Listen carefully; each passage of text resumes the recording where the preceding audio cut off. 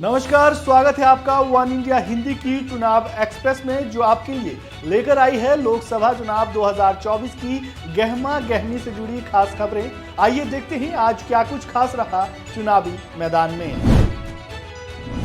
लोकसभा चुनावों के बीच बयानबाजी का दौर जारी है। इसी कड़ी में महाराष्ट्र के अमरावती से बीजेपी उम्मीदवार नवनीत राणा का बड़ा बयान सामने आया है और ये बयान नवनीत राणा ने AIMIM चीफ असदुद्दीन ओवैसी और उनके छोटे भाई अकबरुद्दीन पर दिया है। क्या कुछ कहा, सुनिए।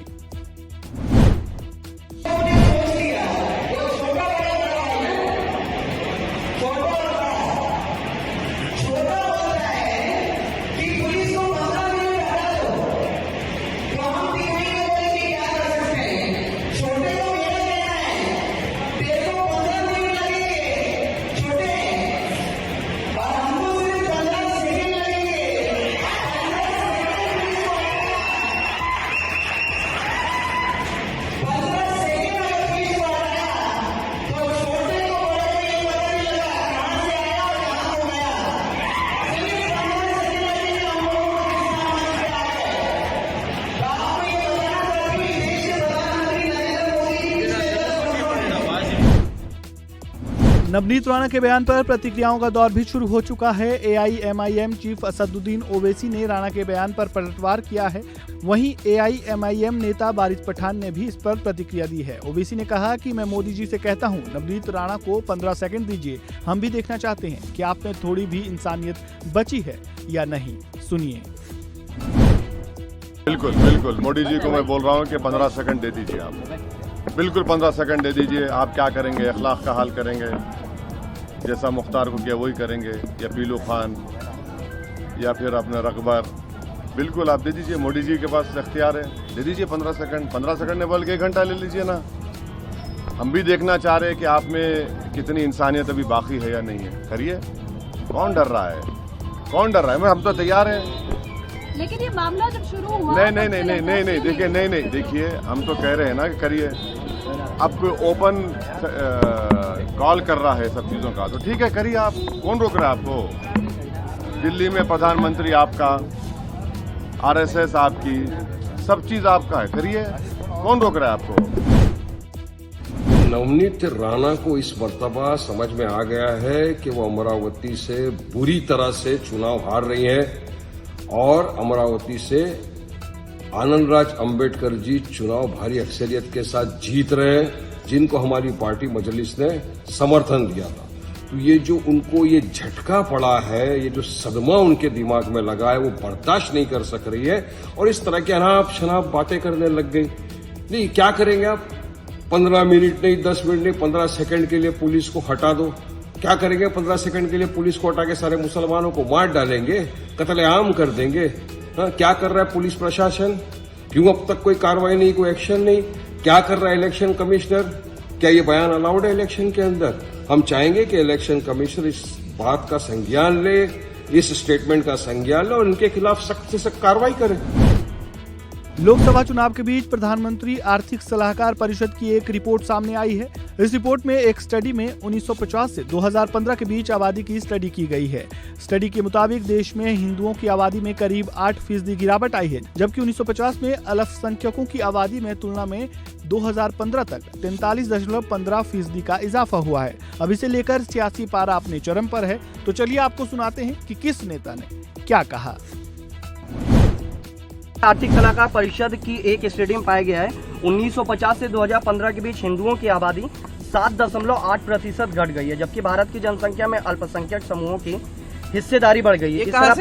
ये सवाल कहाँ से आया आपके पास? ऑफिस की तरफ से ना? ऑफिस को बोलो प्रियंका जी पूछ रही है किसने भेजा उन्हें। यही कांग्रेस पार्टी की हमारे देश में लेगेसी रही है। हिंदू समाज की प्रताड़ना, हिंदू समाज को वंचित रखना और हिंदू समाज और सनातन धर्म का अपमान करना। ये जिस आंकड़े की आप बात कर रहे हैं वो प्रतिबिंब है कि कांग्रेस के राज में किस प्रकार से हिंदू समाज के ऊपर जिस प्रकार से सामाजिक प्रहार हुए हैं, हमारे समाज को जाति के आधार पर बांटने की कवायद हुई है। ये उसी का एक साक्ष्य है, ये उसी का एक परिणाम। आप देखिएगा जो सेंसस होना था 21-22 में, आज 24 हो गया, अभी तक तो हुआ नहीं। ये केवल देश की जनता को भ्रम में डालना और लोगों में नफरत फैलाने की बात ये लोग कर रहे हैं। ये पूरी तरीके से प्रधानमंत्री जी, भाजपा के लोगों का यही एजेंडा है। 10 साल तक इन्होंने लोगों को ठगा है और फिर ठगना चाहते हैं। पाकिस्तान और हिंदुस्तान दो भाग में बटा। उस समय मुसलमानों की आबादी 8% थी, 1 या 2%, 1% क्रिश्चियन अन्य लोग थे। लेकिन आज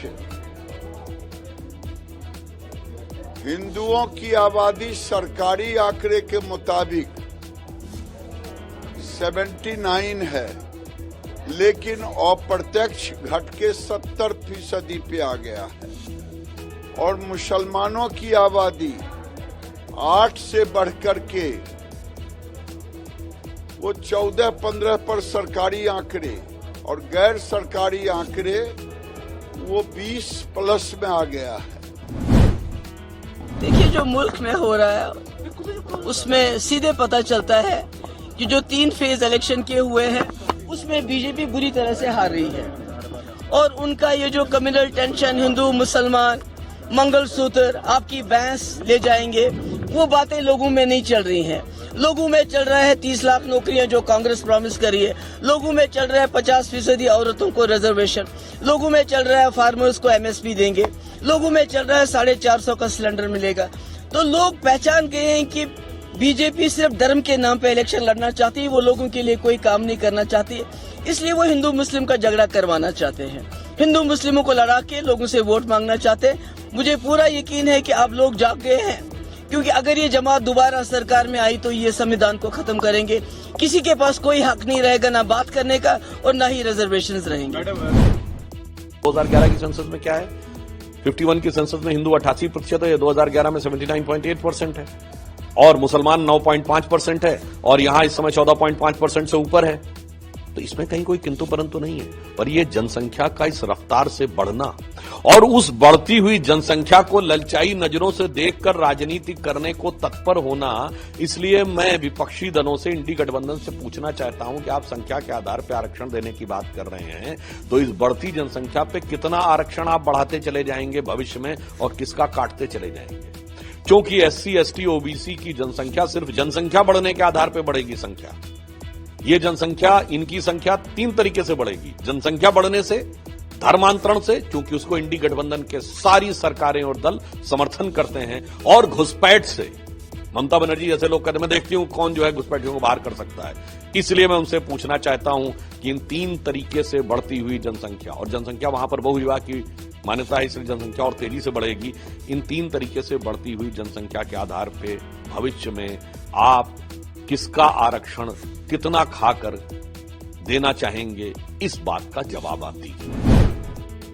अमित शाह के डीफेक वायरल वीडियो पर बवाल थमता हुआ नजर नहीं आ रहा है। दिल्ली पुलिस से लेकर कोर्ट तक ये मामला पहुंच चुका है। इसी मामले में अब तेलंगाना के CM रेवंत रेड्डी ने अमित शाह पर एक बड़ा बयान दिया है और ताबड़तोड़ हमला किया है। क्या कुछ कहा, सुनिए। मतलब अमित भाई ने मुझे डराने के लिए कोशिश कर रहा है, MHA को इस्तेमाल कर रहा है। अगर कोई पॉलिटिकल पार्टी के खिलाफ, कोई नेता के खिलाफ, कोई पॉलिटिकल पार्टी ने कुछ फर्जी वीडियो बनाया तो political party has to complain. मगर यहाँ पर MHA ने कंप्लेन कर चुकी है। इसका मतलब साफ साफ दिख रहा है, जैसा CBI, ED, इनकम टैक्स इस्तेमाल कर रहे हैं, अभी दिल्ली पुलिस को इस्तेमाल करने के लिए कोशिश कर रहे हैं। कुछ भी करने तो कोर्ट तो है, इसीलिए हमारे लोग यहाँ के कुछ लोग जाके है तेलंगाना हाई कोर्ट से नॉट टू अरेस्ट कुछ ऑर्डर ले चुके हैं। हम तो जवाब दे दिए, मेरा ट्विटर का, CMO ट्विटर का, सबका डिटेल्स हम दे चुके हैं। हम तो जानकारी भी नहीं है, नोटिस आने के बाद मैं ढूंढ के देखा कहाँ क्या कौन सी वीडियो बनाए। सोशल मीडिया में आज के तारीख में करोड़ों लोग कुछ क्या है, उन लोगों के मनमानी से कुछ वीडियोस बना के डाल रहा है। तो उसको सीधा सीधा मुख्यमंत्री के ऊपर आरोप लगाना और मुख्यमंत्री को नोटिस देना, क्योंकि एजेंसीज उनके हाथ में है, हर किसी को हम सता सकते हैं, हर किसी को नोटिस दे सकते हैं बोल के समझ रहा है। और ये ठीक नहीं है।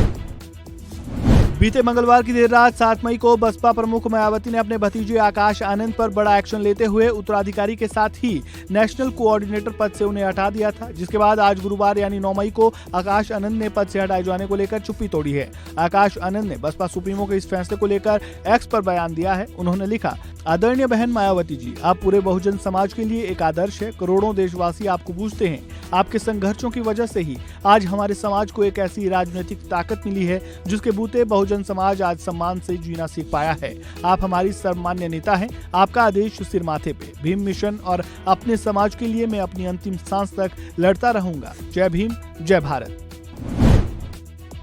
तो चुनाव एक्सप्रेस में फिलहाल इतना ही। फिर लौटेंगे नई खबरों के साथ इसी रफ्तार से। अगर आपको जानकारी अच्छी लगी हो तो वीडियो को लाइक करें, शेयर करें, चैनल को सब्सक्राइब करें और बेल आइकन को दबाना बिल्कुल ना भूलें। धन्यवाद।